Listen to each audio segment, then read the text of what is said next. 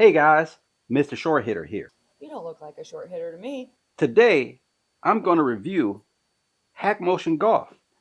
The first, the second live. The first live I did was on course. The second live I did, one of the viewers mentioned, have I ever tried HackMotion Golf? So I reached out to the company and they were kind enough to send me the product for review. So it looks like the first thing I'm going to have to do is charge this up and also download the app. Let's do that and I'll get right back with you. Okay guys, so we have the hand unit here for the forearm, wrist unit for the palm, for attaching the glove, USB-C for charging, power button. In between is a light that will show when it's fully charged. Get this charged up. I've got the HackMotion powered on. We're going to open up the app.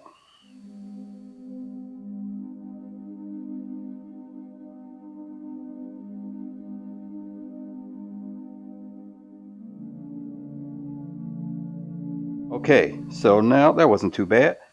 So we're going to go practice mode. If you get the plus version, it also gives you putting. And then there's another pro model that really mainly is for teachers, instructors.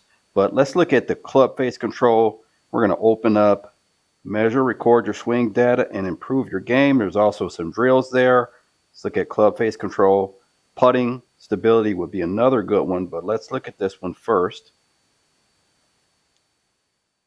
Okay, so we're going to calibrate it here.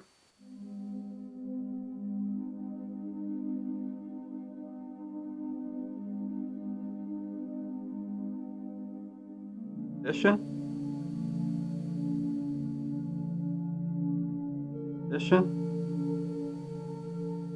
You can see we can move it around. Double check that it matches our position here.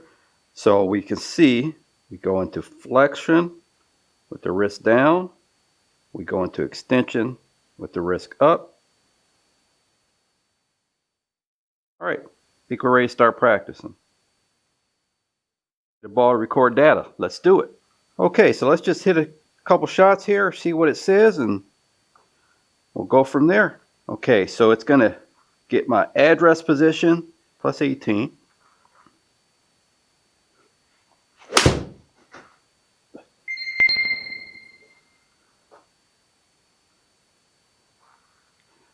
Okay, so top position in range, impact plus 7 to extend it, which is kind of not a surprise.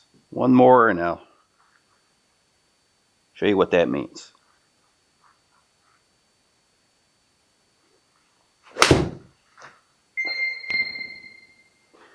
Okay, so we're in range at the top. At the impact position, we're plus 3. A little bit too extended still, which most of us amateurs are. But it wants me to be more flexed. I'm addressing it here. And when I get back to the ball, it wants me to be more flexed, a little bit more flexed with the club behind me a little bit more and the wrist bowed out a little bit more. The top position is good. If I have any tendency, it's to get a little bit too flexed at the top, which essentially you would feel like you're laid off, which generally would cause a little bit more of a closed club face. We can push the plus 3 where it says to extended. My impact was plus 14, so that was a little bit too extended. You can compare your impact to a typical tour player. It's not my actual impact, it's just an impact of someone that's too extended. So keep in mind as you move towards flexion and impact, you also need to rotate your lower body more to square the club face. Okay, how to fix? We can look at that. Not enough flexion. It shows here we don't even get down to that line. In that particular swing, I never got enough flexion. It wasn't like I got down to the ball and then flipped.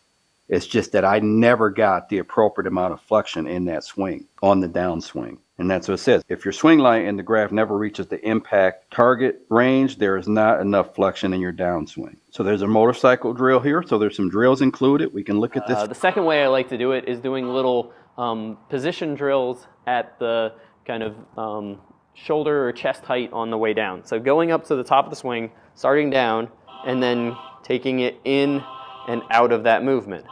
Then I'll do it dynamically of trying to move into that movement during my transition. Okay, so we can enable feedback here.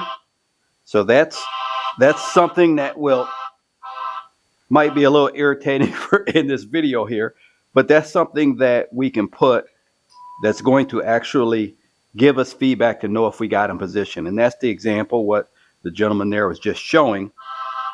If we go here, now we know. So if I set up, if I lean the shaft forward, when I hear that sound, that tells me that's the position that it wants me in at impact. So I'm getting a little bit less shaft lean than that. That's where I need to be at impact. So an example of that drill, we would take it back, and as we come down, move in and out of that position. So as you can see, as we come down, the wrists are coming this way. Shaft is coming down, club face is closing.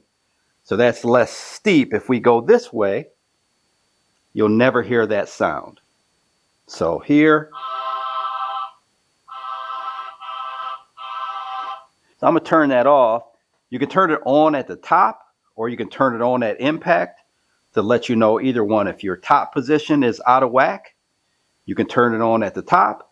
If impact is your problem, one thing that I would probably do, that I probably will do to fix that impact position, because it's not that far off, would be take little swings, and we're just going to maintain that flex there. And as you can see, we got a check mark. So that's one way I think you can work on this.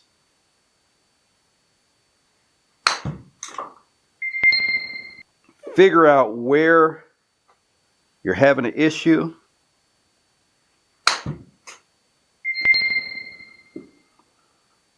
When I'm doing a little one like this, I probably won't worry about the top position because we're right here. So essentially I would go here, and now I'm working my way, and I want to get as many in a row as I can, make it kind of like a competition. You can see it says current streak 2. And just try to work on that movement and work on bigger and bigger swings. Now I have a feel for it.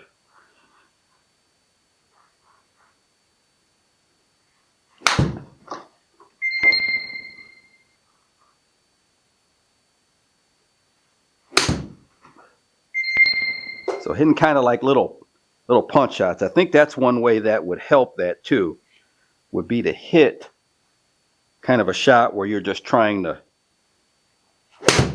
hit it and hold off and stop it.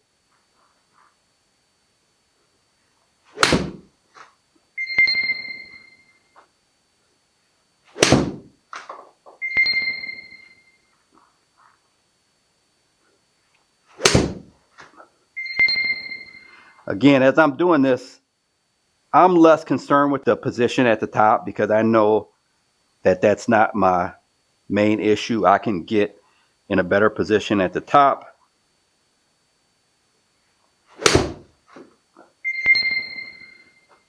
But getting in that position at impact,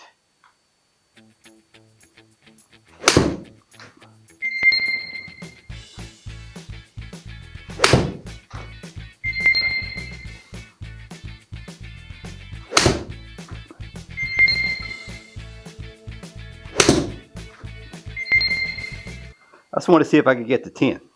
Now that I've done 10 little punch shots,